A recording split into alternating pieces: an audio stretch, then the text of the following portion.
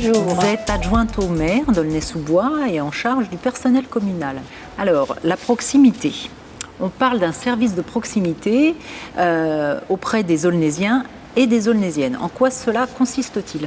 Depuis 2014, nous avons subi une baisse de 25 millions d'euros des dotations de l'État. Grâce au travail des agents, cette dotation a pu être absorbée sans augmentation de la fiscalité locale.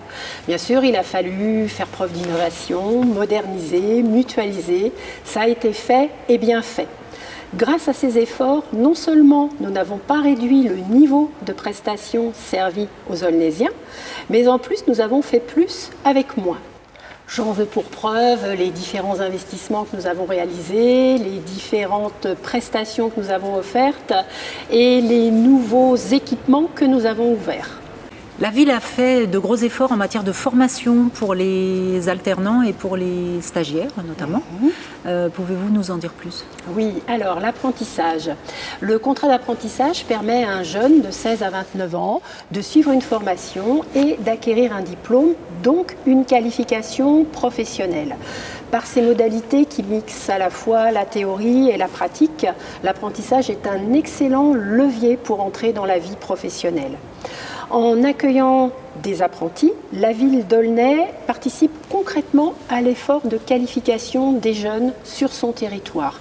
Nous avons d'ailleurs augmenté notre capacité d'accueil de contrats d'apprentissage. En 2017, nous sommes passés de 20 à 27 et nous allons soumettre prochainement une délibération au conseil municipal pour porter ce chiffre à 30. Et les stagiaires ? Alors, les stagiaires, nous avons enregistré l'année dernière presque 1300 demandes. Nous avons pu répondre à peu près à la moitié d'entre elles. Déjà énorme. Ce qui est déjà énorme, oui, tout à fait. Il peut s'agir aussi bien de stages dits d'observation pour des jeunes de troisième ou des stages d'application pour des jeunes en lycée ou en études supérieures. Et dans ce cas, ils participent vraiment activement à la vie du service où ils sont accueillis. Et je tiens à signaler que près de 8 stagiaires sur 10 sont de jeunes Aulnaysiens. Alors, depuis novembre dernier, la France a été touchée par des gros mouvements sociaux. Quelle politique sociale la ville a pu mettre en œuvre ? Alors, plus de la moitié des agents de la ville d'Aulnay sont aussi des Aulnaysiens. Alors, l'effectif de ces agents ? 2600. Oui. 2600 agents. Oui, 2600 ville, agents. Bien sûr, oui, pour une ville de 83 000 habitants. Oui, tout à fait.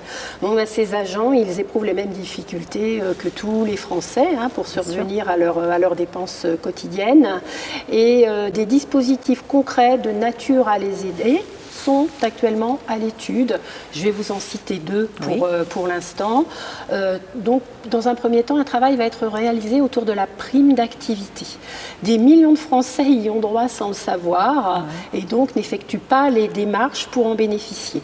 L'État nous dit certes qu'ils vont automatiser l'attribution de cette prime d'activité. Ce n'est pas encore fait et nous n'allons pas attendre pour mettre en place un accompagnement personnalisé de nos agents afin qu'ils puissent élaborer un dossier d'attribution. Ça sera donc une cellule dédiée, une cellule prime d'activité qui fonctionnera au sein de la direction des ressources humaines et nous estimons à peu près qu'il y a 300 bénéficiaires possibles dans nos effectifs.